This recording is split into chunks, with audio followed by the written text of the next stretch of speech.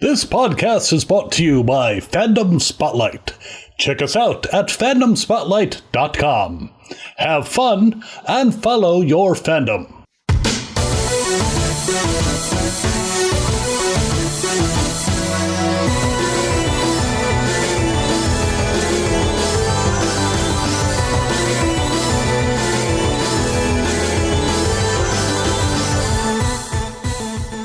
Anime, we have your attention, please, and welcome to another episode of Dragon Ball FO Life, where you come for the content, but you stay for the culture. And we have another brave adventurer who has decided to answer the Dragoncall. But before we reveal our guest, you know who we are, the Fusion Dance Dons, aka the Mongods. I am Brojita, the Prince of All Sayings, Mr. Matthew Porter, aka Matty Ice, here with my counterpart, the Oob to my Majin Buu, my Den Day One, going from the lookout to the cookout of Mr. Troto Trav. Talk to the people, Trav. Man, you know who it is. I stay chillin'. I love thy women like Krillin, and you know, I'm with my guy, and with Jason Douglas, we didn't get Hakai. Hey. But today, I can feel something in the air today, Matt. My one eye is seeing visions that others can't see. I'm here with my ninja and a special guest, my G. It's hard to keep these intros brief, and today we won't be turning a new leaf. Like her uncle Sasuke, she's a stone cold killer. And we couldn't be more honored to welcome Miss Amanda Miller. Let's get it. Snap it. Welcome to Dragon Ball for Life, Amanda. We got to insert that MLK party mix music. Yeah. Shout out to his family.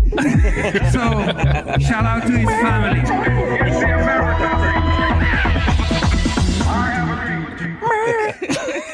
For those that have no idea what we're referring to, just type in David Guetta George Floyd tribute, and it's not what you're gonna expect at all. Let's just say that the sample used in his mix that he decided to put over an EDM beat, questionable decision. But anyways, we don't want to very tone deaf.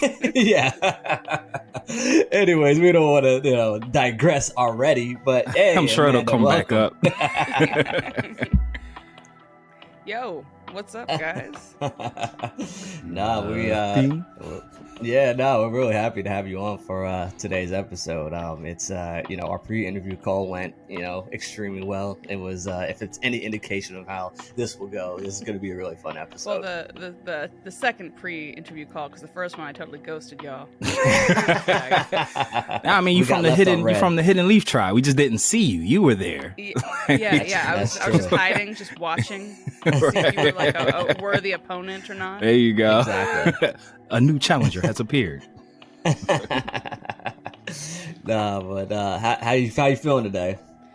Good. I feel very bougie. I went to the farmer's market before this. Ooh. Yeah, so I was like, oh yes, give me some chicken feet. And some, I like making bone broth on Sunday, so I'm like that weird witch who's like, give me chicken feet and livers and guts and everything you have. I want to make my concoction. I will stay young forever.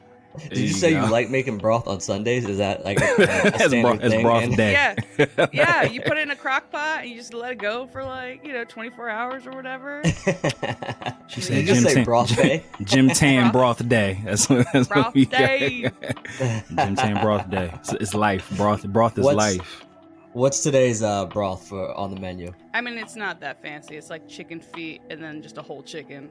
And okay. I actually forgot to get vegetables for it, so it probably won't be that flavorful. Usually you're supposed to put like carrots and onions and garlic and everything in it, so it'll just be chicken. Okay. It's not very exciting. I'm still learning. Like, I want to be this like pioneer woman, but I live in the city, so I'm just like, I got my yard and I'm gonna get ducks to have like duck eggs and stuff, and I'm like, yeah, I'm gonna get my own beehive. I'm like, no, I'm not. I'm terrified of bees. Like, I'm not gonna. These are not things I'm actually gonna do. They're just things I'm gonna watch YouTube videos about for a couple months. Buy a bunch I'm of. about to say that beekeeper that's on Instagram. Just watch her, and she'll teach you everything you need to know. Yeah, just make it look easy. Now, the moment I get stung by one of them, I'm burning the whole hive down, and like that's there you go. Keeper temperament. So when the happening happens, because like all the bees died, you were the cause, like you were the catalyst. Yeah, I single-handedly, because I got stung by one bee, ended it all. They're all gonna go extinct because of me. So. It's been nice knowing you guys. Yeah. Oh, I am. Speaking of like pests, see, like this is my thing. Tangent central. You are in the right place. You walk right into it. I live in Georgia, and we got roaches, and not just Georgia. roaches. They're flying. Y'all got them flying ones. Yeah, they fly now. So weirdly enough, as an anecdote to your story to just make it so much more funnier, Philly has flying roaches too, but like only in Southwest Philly, like South Philly, like in the summertime, like in South Philly, like there's like a couple. It's not like a crazy amount, but we do have flying roaches like specifically in the summertime, like in one specific section of Philadelphia. Is that? Do you know what like neighborhood? Because like I'm in South Philly and I need to be aware it is kind of like around the stadium ish area. Like it's not not too far from there. It's like like south heading into Southwest. So like kind of like down and around the airport and stuff like that. Maybe I'm just like on the border of. Is that a hard neighborhood?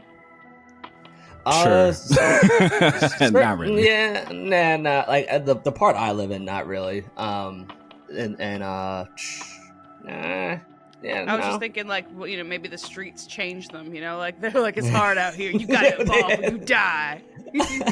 They had to adapt to their surroundings, so they became the tougher ones. They just fly in your face, like, what? You want to go?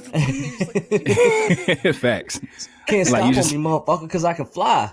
You just having a casual conversation about some pulled pork and broccoli rabe and just it's like get out of here. Well, like they're everywhere, and like I even like try to have them like spray for them, but they'll still find their way into my house. And so I was like, what do I do? Like, how do I get rid of this? So I was looking up like animals that eat roaches, and apparently hedgehogs do, and they're also freaking adorable. So you're gonna get a pet hedgehog? Yeah, just a hedgehog that just roams my yard, just like eating the cockroaches. Wow. And they won't bother with the ducks because I guess hedgehogs are like nocturnal. So like they'll have opposite shift schedules. So like the ducks eat slugs. They gonna tag out. They gonna be all right, bro. Yeah, like free pest control. Like, handle that. That's my plan. Wow, they really. I was like, you can really in messed up on most Sonic. Yeah, most states you can like buy hedgehogs as like a pet. Like they're like semi-domesticated animals.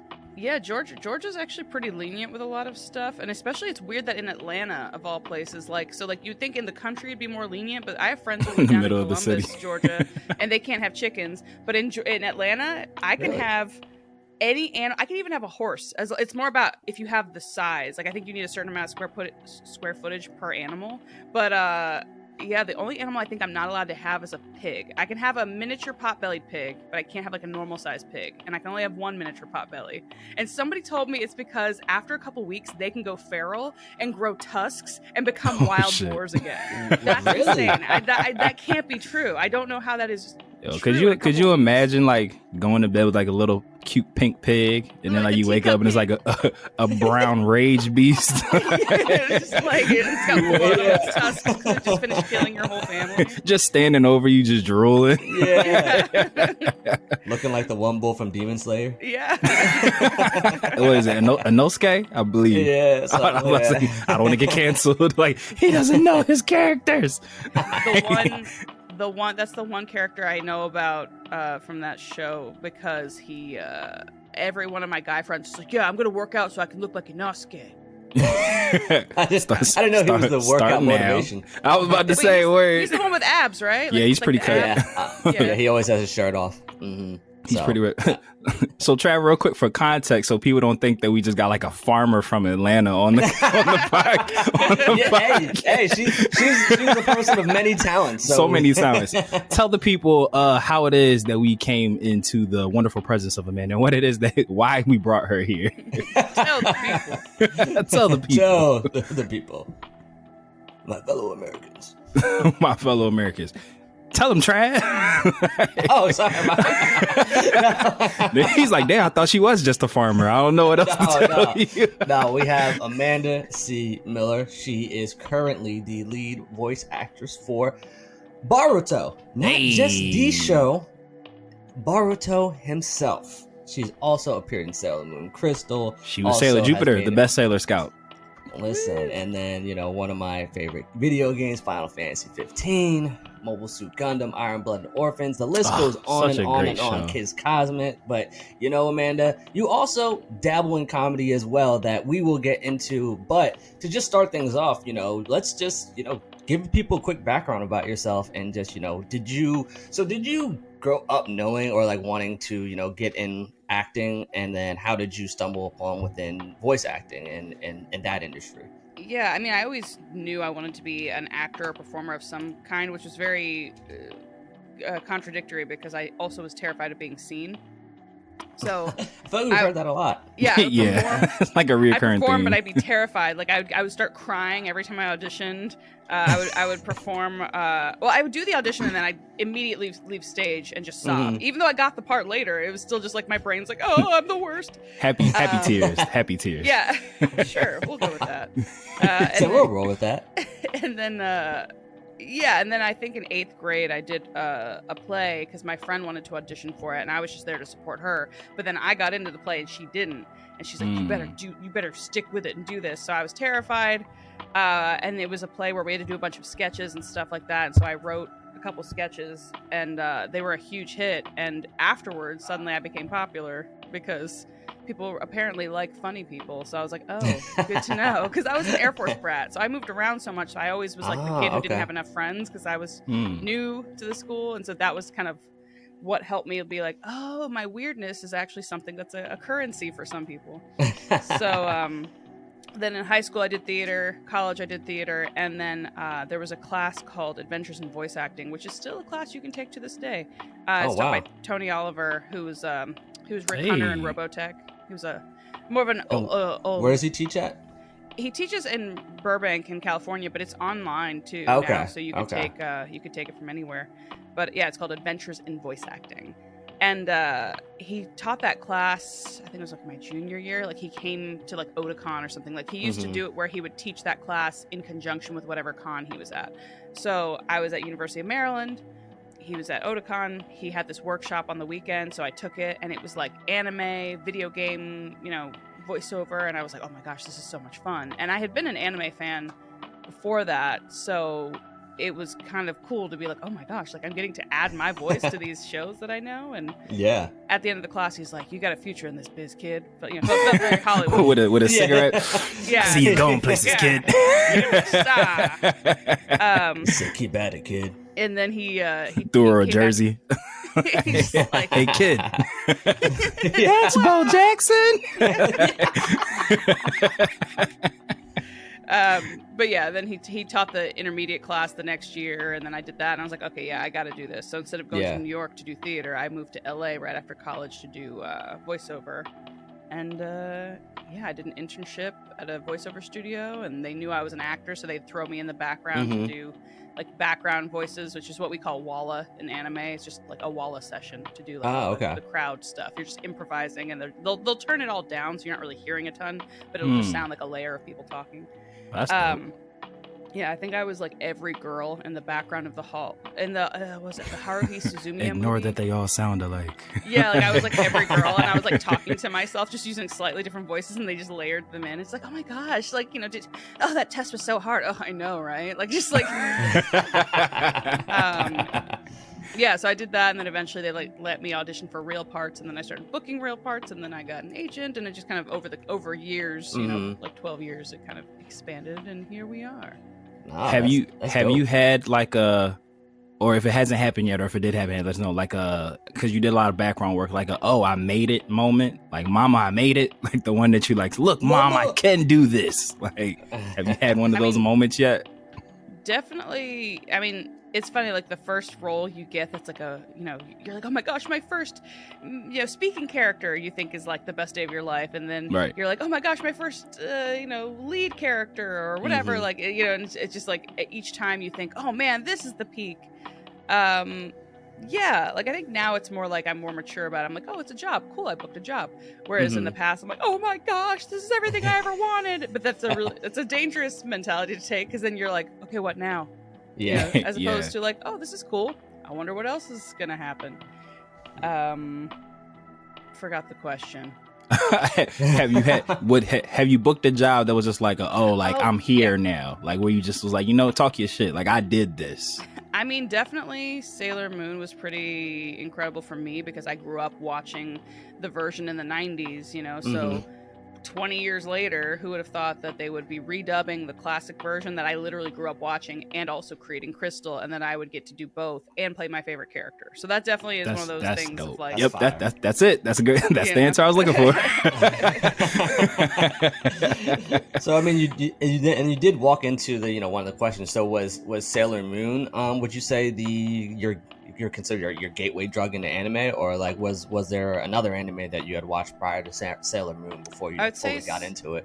Sailor Moon, or there was a show on Nick Jr. that was like Grimm's Fairy Tales or something. Oh like that. shit, I remember that show. Technically, I guess that would be anime because I think it was Japanese first, but I didn't know it was anime. But yeah, I used to watch that too. But Sailor Moon was one that even before it was on Toonami, I had seen it because it was huge in Germany.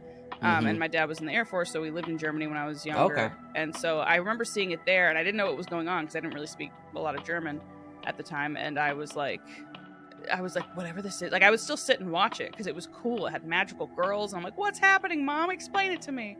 Yeah, and I also I think one time in France when I was visiting my grandmother, they had it on TV. And it was in French, and so back then I didn't understand that much either. And I remember there was like an it was a very confusing, I was about to say controversial, but that's not, it was a very confusing episode to start with, because it was like in the future. So I'm seeing Sailor Moon standing there next to Chibiusa. They're both looking at Sailor Moon, who's encased in quartz, and I was like, and then that I'm like, she's like, Mommy! I'm like, wait, she's right there. What's happening? That bitch is that bitch? Like, what's going on? Yeah, it's the thing. It's the thing right there. I'm like, what? Time travel. You like an anime if you watched it in multiple languages before you could even fully understand what was going on. Yep.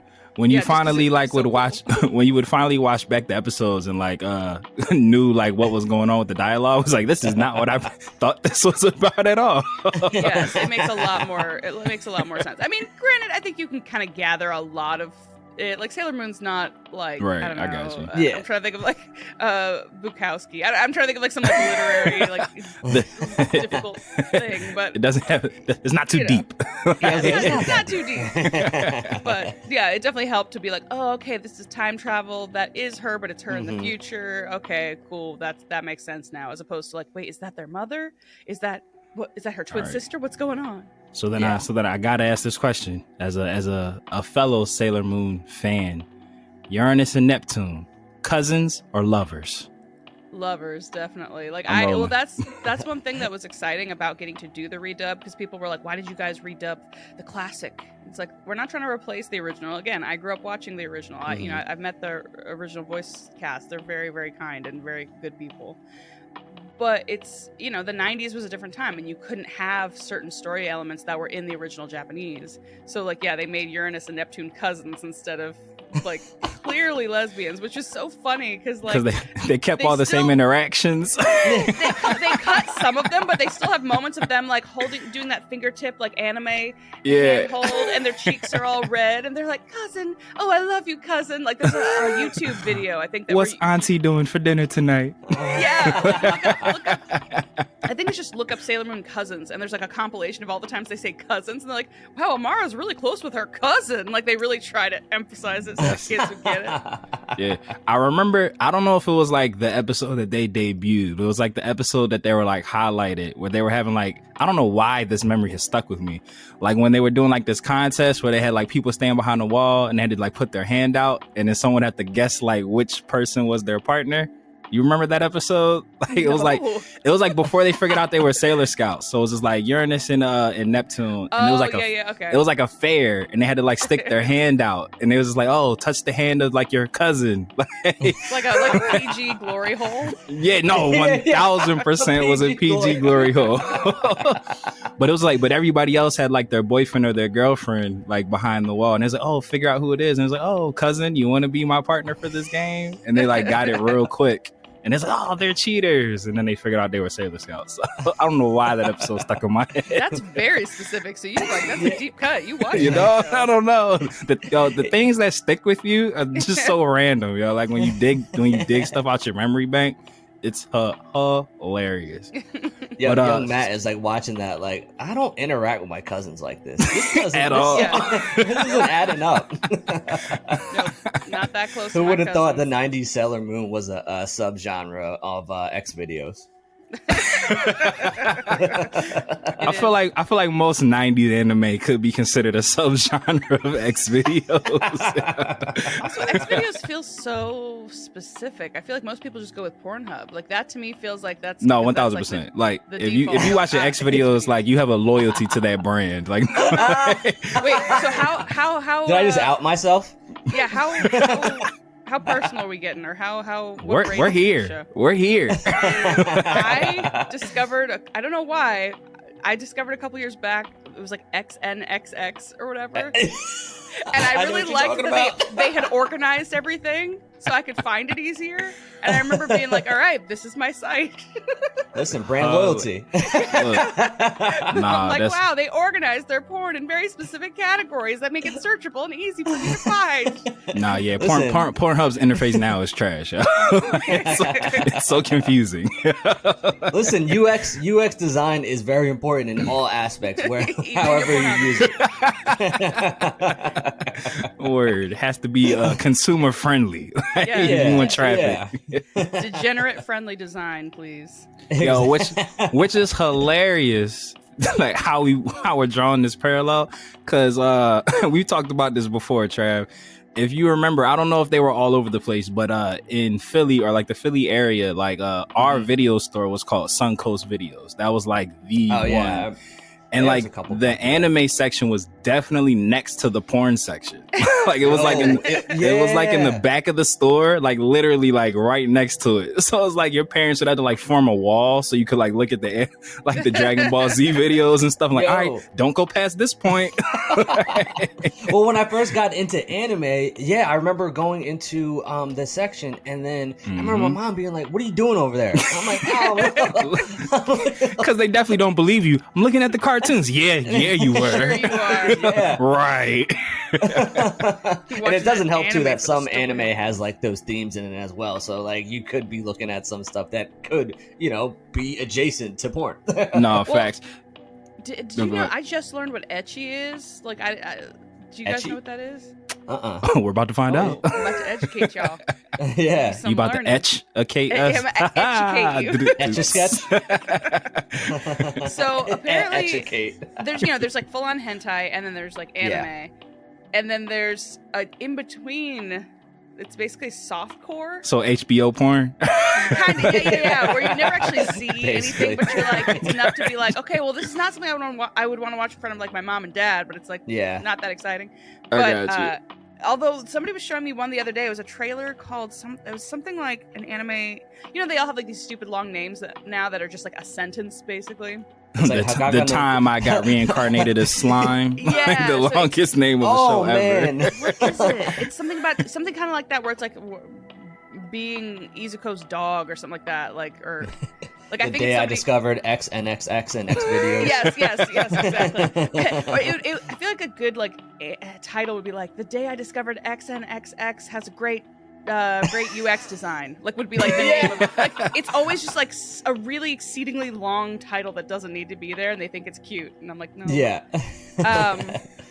But oh wait, what was I talking about? Porn. I'm back. Etch a sketch. Oh yeah, Etchy. Etchy sketch. Yes. So basically, yes, it's softcore, but it was kind of creepy because basically it's like a bunch of women who like just like this woman I guess owns this dog, and the dog's like got the hots for his owner, and there's like a scene where a lady's like doing stuff with a table. Like I'm like, this is Not the borderline- table. We eat dinner here, ma'am. Yeah, I'm like, oh come on, Carol, Yeah. get off the table.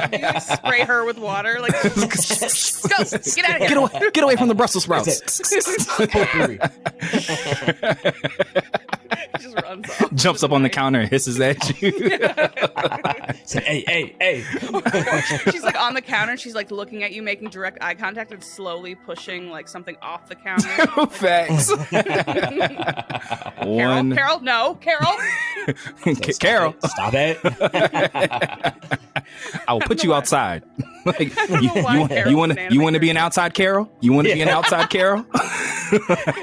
Yeah, is there in anime history, are there any anime carols?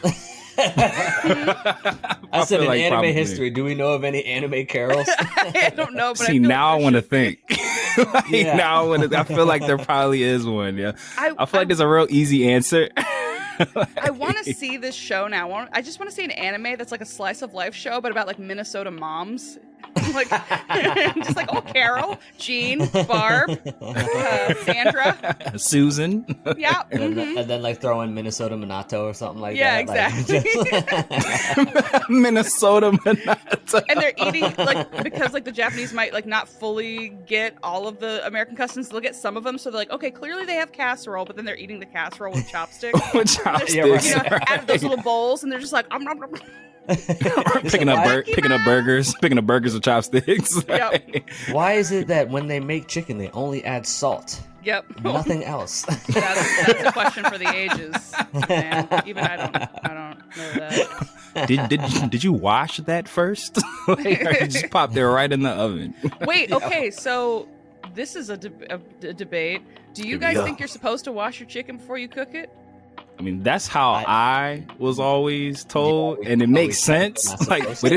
if you told me that you don't have to, I wouldn't be like, what? Yeah, so that's I have that in my the Black of the Christie sketch. It's like, do you, which we can get into later, but that was kind of one of the things where she's like trying to get me to sound more urban, and so one of the things she's like, can you sound like somebody who rinses their chicken before cooking it? But yeah, basically, I didn't know this was a thing, but apparently that's, you know, a common thing. Although I don't think it's just the Black community though. I think it's also like in the South. I know a lot of people are like, nah, you gotta rinse the chicken. Apparently they say that actually spreads more germs around your sink, and they're like, yeah, cooking the chicken kills the germs. And I was like, oh yeah. So that's do I need to explain to your viewers who are going to hear this that I am part melanated, so that they're not just like, she over here talking about black people rinse the day. This is offensive. You know, I think that, you know, those who would be listening would understand that if we have someone on our show that we're speaking on certain topics and saying certain things, that yes, they could deduce that. Okay, because I'm like, they're gonna be like, wow, that Amanda Miller sure is a white supremacist. Listen, you know, y'all. Well, we're gonna get those viewers that you got on the one TikTok that went viral. So yeah.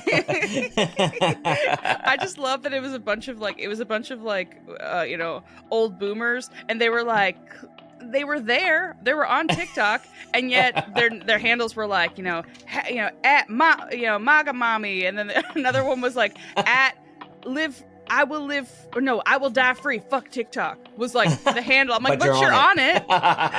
Like, yeah, like I'm honestly surprised that like that demographic even like is aware of how to create a TikTok account. Yeah, I assumed that it'd be like on Facebook. He said, "Okay, boomer." Yeah, I figured they'd be like back on Facebook making minion memes or something. But right. Said, "Live free or die, America." And the thing is, like, I want everybody to follow me, because like my goal with my, you know, I know we haven't mentioned the comedy stuff yet, but my goal with comedy is like I want to use laughter to reunite, you know, the country. So like I know it's like a lofty goal, but I think it's possible. Like we used to be that way, so I'm kind of like, you know what? Come on in, MAGA mommy. Come on in, everybody. As long as you can take a joke, like. Right. Hey, Carol. Yeah, Carol. Get off the counter. Come on down, Right. Carol. Get down. You don't got to sit on the counter. We got chairs. Yeah. Like, come on. But from our pre-interview call, we know that you are very passionate about the comedy. And honestly, we figured that we was going to kind of cover that a bunch. So we'll get through the anime stuff, because I know you want to get there. And so do we, because we had a blasty blast talking about it. But a crazy transition backwards, because there's no smooth smooth way to do it. There's no smooth way to go from XNXX Yeah. chicken back and into Carol's. Backyard ducks Absolutely. and hedgehogs. Absolutely. Yeah. But with Boruto and Sailor Moon Crystal, and just the redub of Sailor Moon, you know, you have been involved in two of like the biggest reboots, like / continuations in like anime history. And you know, just fan interaction has been like very polarizing, like crazy. Like in terms of people who like it, love it. There's not really in between. You as somebody who's like in it professionally, do you like kind of get that interaction as well? Like fans are just like, oh, thank you so much for doing this, or oh, why would you ever agree to this? Like, do you get like that hysteria? Yeah, no, definitely. That's why I'm not really on my anime social medias as much, because it's mostly just people who are either like, oh my god, I love this character. Oh my god, I hate this character. Oh my god, I love you. Oh my god, I hate you. I'm like, it's very polarizing. So I'm like, Yeah. this is Very not binary. fun for me. But yeah, it's funny too, because a lot of people will like attribute it to me, like They like, blame you because for the they- reboot. Yeah, well, because they hate the character, so then they like hate anything associated with it, and I'm just like, I didn't write it. Leave me alone. Yeah, you're like I'm just voicing the character. Yeah, I'm just Yeah, we voicing- one of our previous guests, a shout out to Matilda Schmedius. She voiced Brigitte on Overwatch, and she was saying that, you know, when she came in, a lot of people didn't like her character, so they like blamed her for the downfall of the game. And she was just like, I didn't make the game. She's like, I'm not Blizzard. Like, I didn't do any of this. Yeah. But she was saying she kind of like leans into it now. She's like, yes, I created the game, I developed it, I did the graphics. single-handedly. like, it's all me. I did it all by myself. Just throw it all at me. When you had landed Boruto, because you know we know that Naruto has like so many episodes and like similar with Boruto. Was it similar to the, you know, you hear about like the Marvel actors who like got to sign like 8-year contracts, and it's like a daunting thing. Like knowing that Boruto was gonna have like so many episodes, was that like kind of like reservations for you to be like, I don't know if I want to commit to such a long-term project? Or it's like, you know what, give me it I all. mean, Yeah. at the time, yes, because I was looking to get out of LA. So I'm like, look, I don't want to be committing to something, because at the time we weren't doing remote recording. So they're like, if you leave, we'll fire you. And I left anyway, and I made it. Yeah. I made it work. Because the first year, it was like 2019. I had to pay to fly my butt back and forth every time across the country to LA to record for anime. Which, for those who know what anime pays, it was never. I was always paying more for the flight than I was making. But I was like, I knew. man. I'm like, I just know if I hang in there, something's gonna happen. And Yeah. at the beginning of March, like it was like March 2020, I was like, you know what? I just wish something would happen that like I couldn't fly back and forth, and they'd have to record with me remotely. You caused the caused- pandemic. 2 wishes I made in the beginning of March. That one, and then my other wish was for my on-camera stuff. I got an audition for overweight shop clerk. And I was like, okay, I know I'm chubby, but like, come What? on. And like, I'm like, That's a I'm TV reach. fat now. I mean, well, What? you're seeing me sitting down. I have it's mostly stress, so it's like all in my stomach. I'm like Santa Claus. But like I remember being like, God, like because it was for Heels, this wrestling show, and I was like, Oh, I know literally- about Hills. Yeah, You're I in was- there? I'm gonna look out for it. I auditioned for it, but I was like, Oh, okay. I was like, man, I should be one of the like a lady wrestler. Like I'm strong, I'm thick. I have a video of me like lifting like fireman carrying my Yeah. castmate. Like I'm like, if I just had like 5 to 6 months to just lose like 25 to 50 pounds, then I wish something would happen that would pause production on this so that I could, you know, they'd lose some of their cast members or something, and then I could audition for like the wrestling league. So Yeah. that wish and the wish that I wouldn't have to fly back and forth, I think, is what caused the pandemic, because I was like, those are real specific. Like literally 3 days before the LA lockdowns started, I was in LA recording that thing. I was just like, God, I wish something would happen that would pause production. If only I could stay home and still work. Yeah, Right. production did pause. I did not get an audition for a series regular. I did lose half the weight, and then I gained back 40. So I lost 25, gained 40. So I was fatter Balance. afterwards. Balance. Yeah, sure. Well, yeah. So they told us to stay inside. I was like, okay, all right. Yeah, that was Trav's dream. Don't have to tell me twice. Listen, it was a lot of bath bomb nights, a lot of CBD bath bombs, cinnamon toast crunch. I crushed through like so many Love Island UK seasons. That was kind of nice at the very beginning of the pandemic. I feel like before it got more divisive, in the beginning we all were like uniting over Love Tiger is Blind King and Tiger King. Yes, It was kind of fun. It was like, oh, we're all stuck inside, so we're all like, it felt kind of like the old days of TV, where like you'd have water cooler talk, where everybody was at home watching the same shows or the same sitcoms, so you had like a common cultural point of reference. Me and Trav had like a mini podcast that we called Quarantines and Kings, and we covered Tiger King. Oh my god! Good times. He technically is like my neighbor now. Oh yeah. Yeah, because he's at the Atlanta Penitentiary. You gonna pop in and just pop give in him and a be shout? like, "Hey Jojo, what's going on?" Instead of honk for Jesus, it's honk for Joe. Yeah. Wait, I thought you said hump for Jesus. I'm like, that's a campaign I have not heard before. Look, we about to trademark it. Mikey, edit that out. We gonna trademark it. I do. I'm skip for that. I'm working on a sketch. I mean, I haven't fully like figured out how I would do it yet, but I'm working on a sketch called Kink for Christ. And they're just like we gotta infiltrate the BDSM community to spread the good word. Hilarious. They're like flogging people with the cat of nine tails, and the person's like enjoying it, and like they're not realizing the message is not coming through the way they think it is. Right. They're like, oh, he's loving it. Listen to him. Like he's really getting that Holy Spirit. It's like,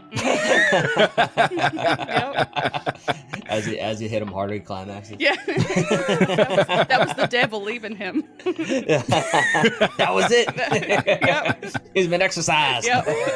He has exorcised his demons. Yeah, I don't remember what I was talking about before Kink for Christ. Anytime we get on a topic of like kinky shit, I'm always like, yes. We were talking about hump for Jesus and Joe and Joe Exotic. Yeah, Joe this is an Exotic. anime podcast. That makes sense. Yeah. That's where we went. Well, I mean, the C in my name, Amanda C. Miller, it stands for chaos, right? Like that's we keep telling you are in the right place. Great. Like, I'm surprised you and Matt haven't been friends before. So in another life, in another life, we've been spraying carols for years. God damn it, Carol! She's like. I called her. Is your Carol humping the table too? I don't know. Carols are in heat right now. I don't know. I guess it's a thing. It's that time of year. I just don't know what to do. I knew I should have bought that hedgehog. Sounds like the start of a pharmaceutical drug commercial. Like, is your Carol humping tables? And then you just see like everybody at a dinner table just looking awkward, like looking down at their plate, just not paying attention. Yeah. Just like trying and then it'll transition into like everyone dancing in like a flower field, like facts. like flower crowns, like midsummer, and they're just like yeah. As they read the adverse events real quick. Yep. Like stopping your Carol from humping may cause. Yeah. Just a long list of things. They be listening to worse things, like if you take this drug, you might die. Yeah. They'd be like loss of sight, like plague. Hey, at least your indigestion will be gone. So right. pros Like and cons. bubonic plague, zombie apocalypse, death of everything you know and love. If they ever, I randomly like asked myself this in like the shower the other day. Like, if they ever came out with like a cure of something that's been like incurable for forever, like would you be concerned? Like, or would you be like, this is great? Or would you be like, it's the end of days? Like, wait. You're saying if they came out with something like that was incurable? So, like, if something was incurable, like that's always been incurable, like not to be morbid, but it's the only thing I could think of, like cancer per se, or like, or maybe no, let's make it lighter, herpes. Let's make it a lighter disease. I'm not gonna say like I don't want to like not find a cure for cancer. Yeah, no. But like, let's say like one day they decided that they found the cure for herpes. Like, would you be like, fuck, this is how it ends? Like they're gonna kill us all. Or you're like, why would I I'd Because be I feel like oh, I feel like they're every zombie movie starts with like the cure for something that wasn't supposed to be cured. Like when they had like that, we figured out how to fix it, and then people start getting it, and now faces are falling off. Yeah, I guess that's a good point. I hadn't thought about that. And I would be the worst in a zombie apocalypse because I've told everybody I will leave you. I am not the person to be on your team.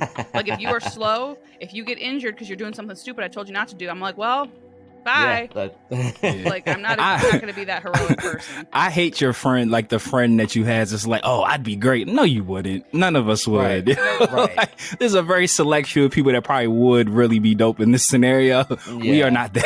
Yeah, no, I would be the first person to lay down. I'm like, if once we start running and I have to run too much, I'm like, no, I'm laying down. You can eat me. I'm done. I'm over. No, like, that's facts. like y'all let You movies said- straight. you said Like you know they do. The they garlic do. powder's over here. The Just Old season Bay's me, right saute there. me, do whatever you want. You tell them where the shit's at. Like don't mind. Like yo, the cereal's past Carol. Just go around there. Carol's She still doesn't. humping the table. That's how she survives the zombie apocalypse. Is the zombies are afraid of her. They're like, They're like, whatever ugh. she got rotted her brain. I don't want to eat her brain. we don't So this want is a that. different example of what I thought the Last Supper would be. Hilarious. I That's feel like actually all in the picture. all of our tangents just keep leading us to your comedy, so we might as well just dive. All roads Well, lead to my well, before we get into that, I just wanted to ask you, Amanda. So, were you heading into your Boruto role? Were you a fan of Naruto? And I just need to know if you were. Have you watched every single episode of Naruto, including all of the filter? No, I'm a poser. Oh, the filler. I watched it when it was on back in high school. It's a commitment. It It's a was- commitment. It was like what, Toonami, or it was on Adult Swim, whatever it was back. It was in, it was Toonami. I think it was Toonami. like, or whatever Toonami might have been called at that time, but it was definitely back on in, Cartoon like, Network. early or mid 2000s. Whenever it was airing on TV on Cartoon Network, I watched. I thought like the first 100 episodes or so, and I thought that was a lot. But then later, people are like, "That's like dipping your toe in the water." Yeah, I actually like when I finally watched it. This was when I had surgery on my hip, so I literally had nothing to do but sit around. I did find a filler guide, so like I definitely like skipped like a bunch. Oh, of that's it. So, like, clutch. look, yeah, like there was some. It was the article was helpful because it also said, but there are some filler arcs that are worth watching. So check these ones out. So that was, but still though, that still only knocked it down to like 700, 700 out of like 900. Yeah, it's crazy. It's crazy. Like if I didn't have that huge chunk of time, then that would not have been. I always tell people with Boruto that Boruto kind of starts as filler. I feel like a lot of like Naruto, I feel like started a little bit quicker because they were already in wartime, so like the stakes were a little bit higher, so they could kind of get to the story right away. Whereas I think Boruto suffered from the effect of like I don't think they followed the manga until like they get to the Chunin exams, which is like 60 episodes in. So once you get there, it's really good. Like I think it's really good. And then you've got time travel stuff. You got all sorts of cool, fun arcs. But it took so long to get there that I think a lot of people were turned off by it. I think also, at least in the U.S., they released Boruto while Shippuden wasn't done. So it kind of was like, well, why would they watch the next thing if they're not done with the first thing? So I think there were some things that were not set up for its success, but I do think in a couple years, because I'm starting to see people at cons who are like, look, I used to not like Boruto, but I gave it another chance and I actually really like it. So it's, I think they'll come around, and I think also they didn't like that Boruto was like hating on Naruto, but I'm like, yo, y'all grew up with him.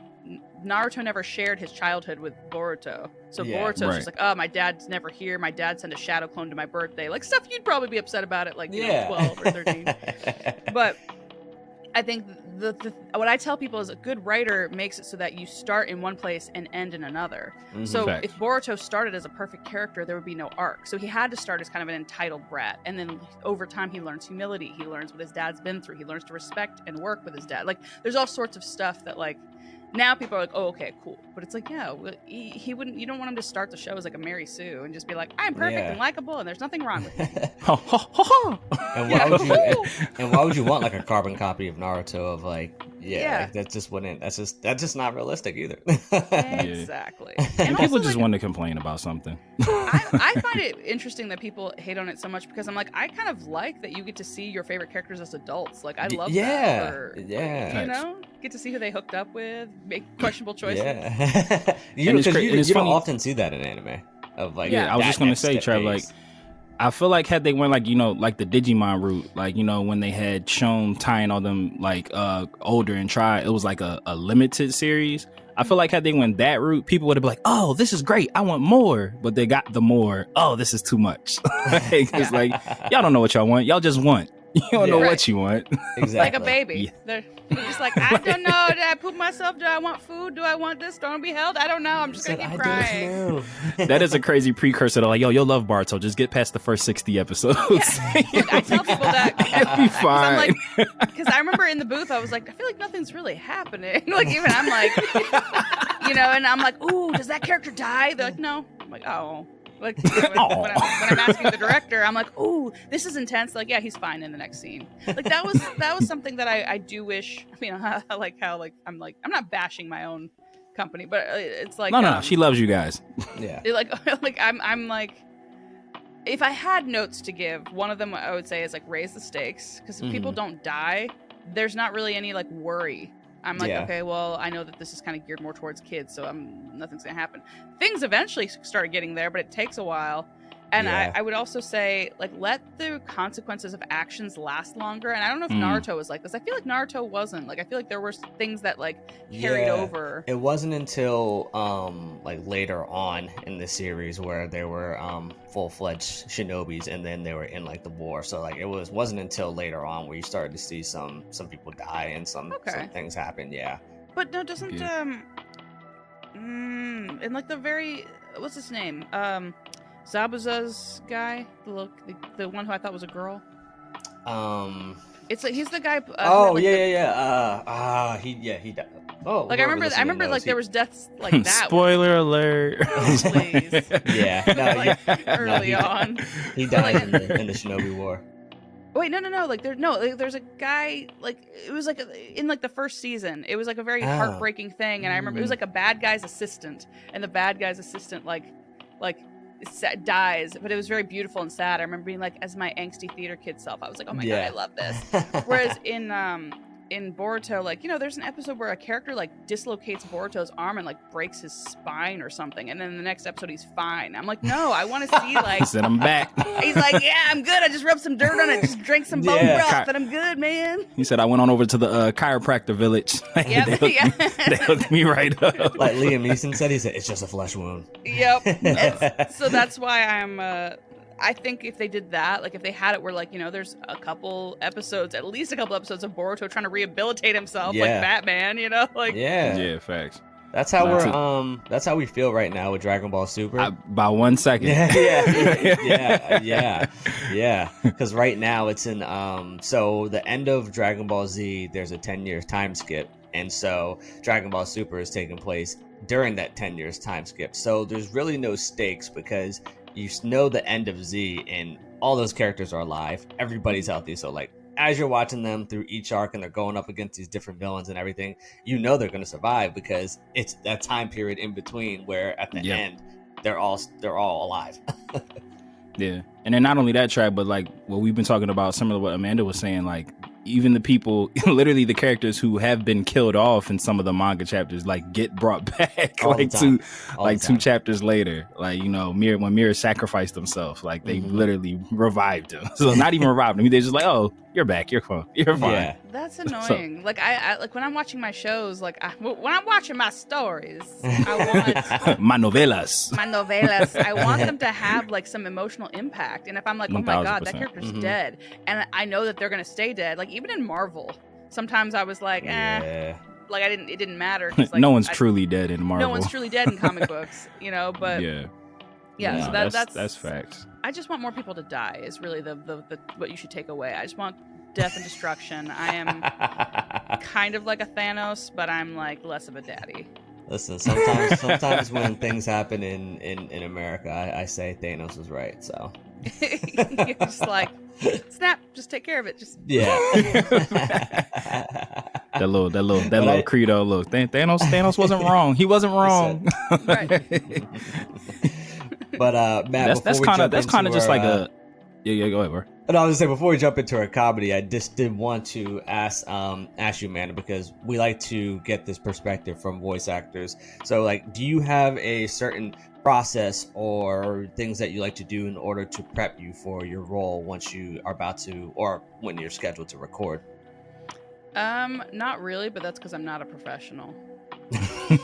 She said, Like- "I show up, just hit record." You just nice Yeah, but with like it? just record this gold. You ready? Look, that's me. That's what I do. I'm like, yeah, just let's go. Let's get it. I mean, it's weird because, like, you know, in theater school, you're like, and doing all these weird warm ups, and you're like, Yeah, I was like, you doing I the am a exercises? mother pleasant fucker. Oh, no, that's not what it is.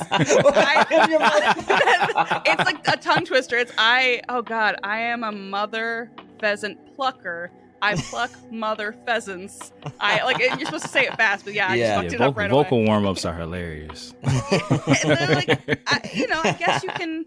I guess it's not bad to warm up your voice, but to me, talking is already warming up your voice. Yeah. If I've been talking that day, then I'm kind of like, I don't need to be doing all that stuff by myself concur. before I go into the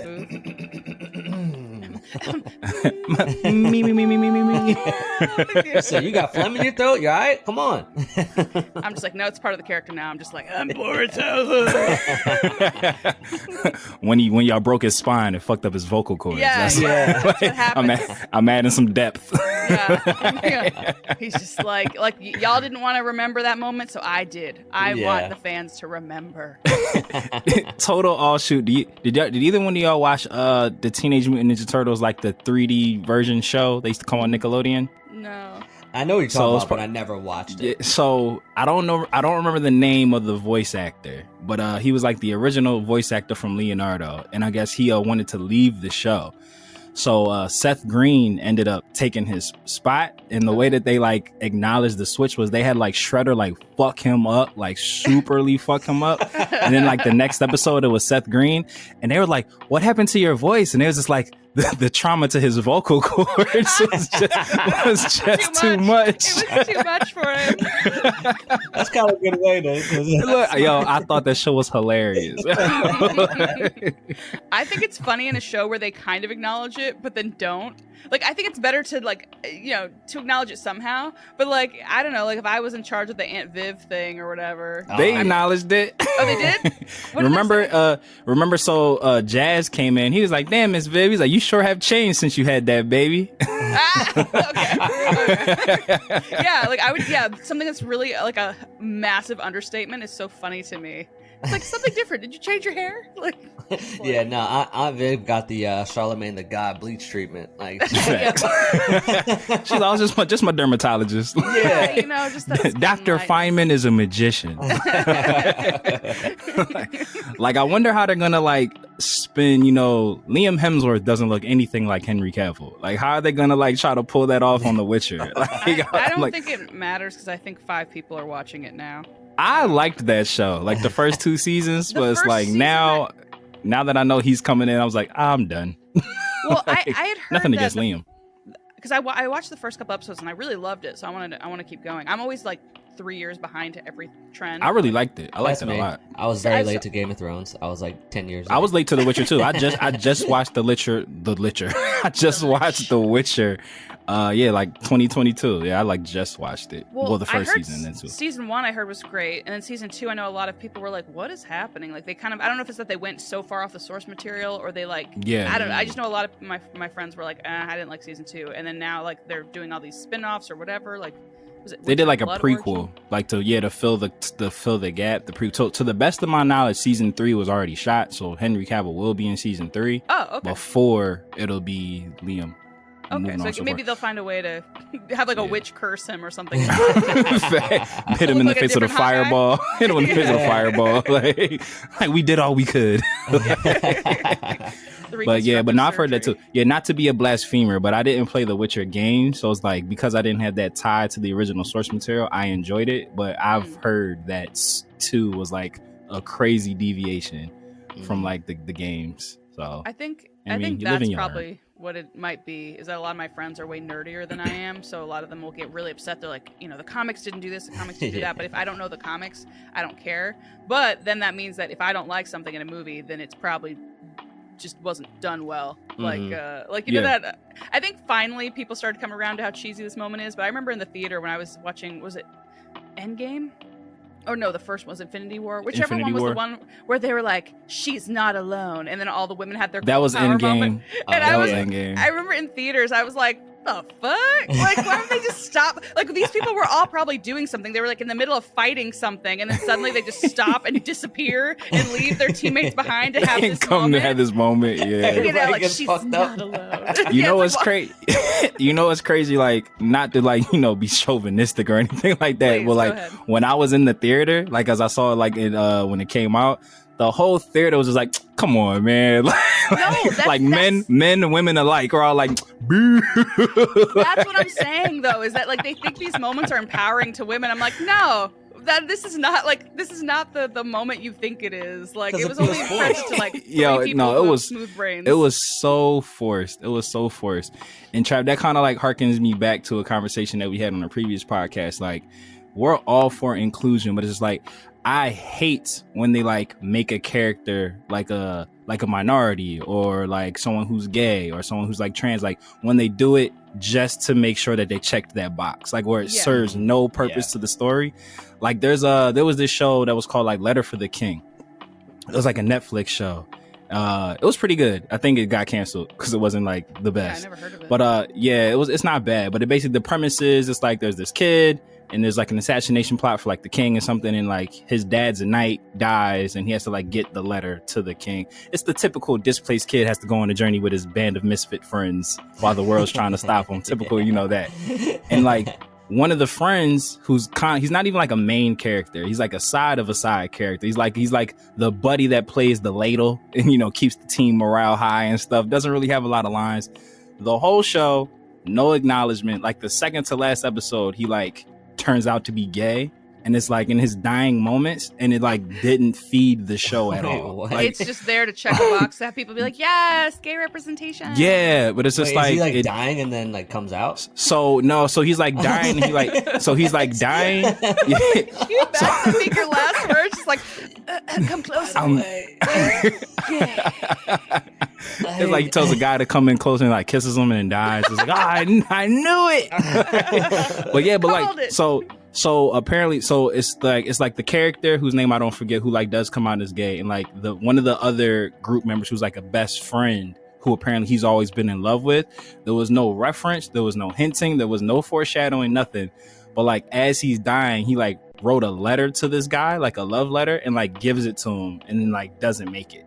But it was just like, no, there was like literally no build up, no tease. Like they had no type of Sailor Uranus and Neptune cousin interaction, like nothing. Like it was just like bros. And then all of a sudden it was like, oh, I've always loved you. And it gives him this note. And I was like, where did that come from? Yeah. Oh, and I'm like, boo. Cause it like cheapens the moment. You know? It's just like, I just feel like you Rooney ruled that situation. And it's like, it makes it so disgusting. Like the Endgame thing, like that felt so gross to me. It was like that could have been like because I was like that should have been like a really great moment for like female representation, like in Infinity War when Wanda comes down and starts fucking shit up, and Okoye goes like, yo, why wasn't she here the whole time? Like that was like a fire moment. Yeah. I was like, fuck yeah. That's my thing, and that's what's so frustrating about this whole conversation. Sorry, you've hit one of my Please look, that's why we're here. I see a lot of like disingenuous bad faith people being like, oh, you just don't want, representation, or you just don't want diversity, you just don't like women or whatever. And yes, obviously there's going to be some people out there that are just assholes, but for the most part, if you actually talk to a lot of people who are naysayers of like race bent casting or adding, adding sexuality or whatever, it's not that they don't want representation, it's that they're shoehorning it into pre-existing characters, so you're just kind of doing it which is almost like it's like instead of creating a new character, like in the 90s, Will Smith was one of the top grossing actors of I think he was like the top paid actor in Hollywood. Yeah, everybody he was doing movies. Loved him. Yeah, he was doing movies and Fresh Prince like at the same time. He was doing movies and dropping music too. Yeah, and dropping music. Facts. And all those characters, nobody goes, oh, that's a black character. They go, oh, that's Will Smith. Like his race was not integral to the character. It just was there. Because you're creating an original character, and like people loved him. They loved him in Independence Day. They loved was it K or J, whichever one he played in Men in Black. But like he was J. Jay. Yeah, You I was know, like, what like- movie was Will Smith in called Jay? Like, yeah, he was Jay. And so for me, it's kind of like, why are you giving us your sloppy seconds? Like, you're just like, hey, it's Superman, but this time he's black. I'm like, well, black's not a personality trait. Neither is gay. Right, neither right. is woman. That's so, like, the promo. It's Superman, but black. Yeah, it's like, that's not like an interesting story. Like now, Yeah. if it was like an, I don't know. I'd rather have Sometimes an they can do it original well, like but- character. Like Yeah, and give just, me an like, original yeah. character. Stop being lazy and then slapping a black coat of paint on it and then being like, well, here you go, black people. You happy? Yeah, know? like it's like, come on now. And it's like stuff like that irritates me because it almost, to me, sometimes it feels like a slap to my intelligence. Like, oh, Yeah. thank you so much. 1000%. Like no, I want something deeper. I want something more original. So like, yeah, it's like don't throw something on there and just think that we should just blindly accept it and just be happy. But like, here's your representation. We hit our quota. It's like, oh no. Yeah, it's so. And also another thing I find is they'll make the characters very boring, not interesting. Yeah. And like to be like, look, All this the is- guy did was play the ladle in the background. Yeah, and it's like, yo, like I feel much more represented by somebody who shares my life experience, not necessarily the way I look or my genitalia or whatever. Like, I'm like, no, Absolutely. just because like I feel much more like I can relate to somebody if it's a movie about, I don't know, a military brat or whatever. Like for me, it's much more like about experiences than it is. I can't stand this ideology that like all black people have the same experience, all women have the same experiences, Yeah. all gay people. It's like, no, we're all individuals and we all relate to different things, and it's so weird that they're like, well, this is your experience here, they look like you, that's enough. It's like, Right.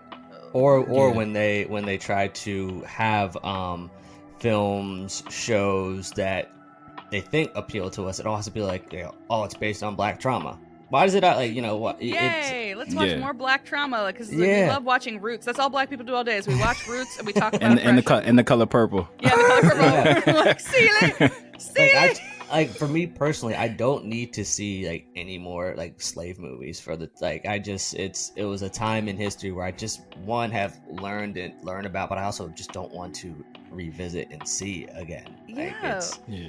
Why like, can't there's Or at more least ways find to a different way to celebrate. tell it. Like, Yeah. like if there was like a new, not like a new way to explore slavery, but like, like it's a Django Unchained, like a fun yeah, I love yeah, that. yeah. I love Django Unchained. Love that movie. Love that movie.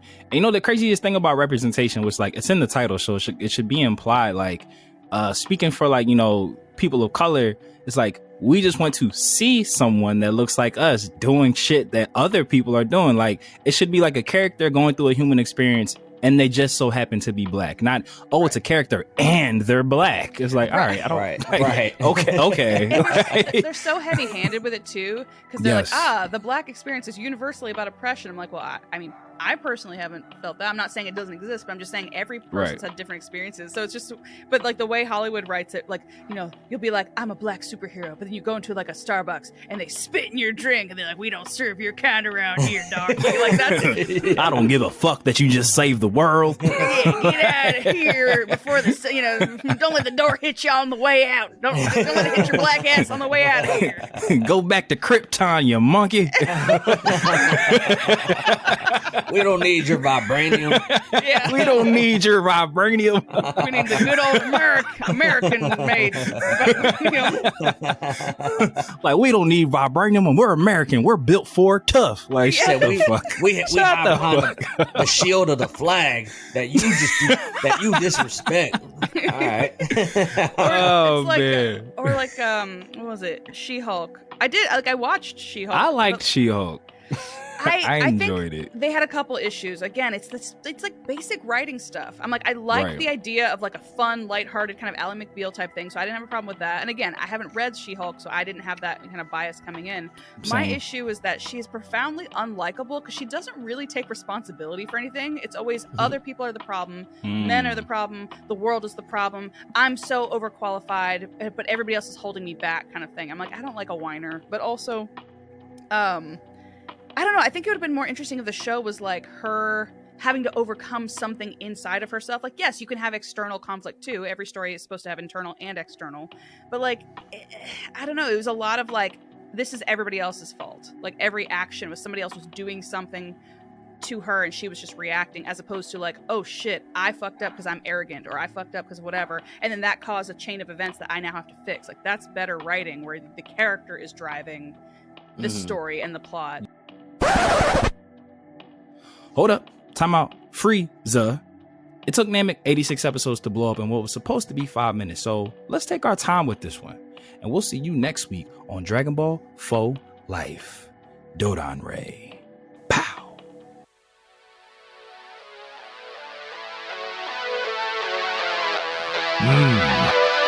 Mortals, listen up. It's your god of destruction, Beerus here.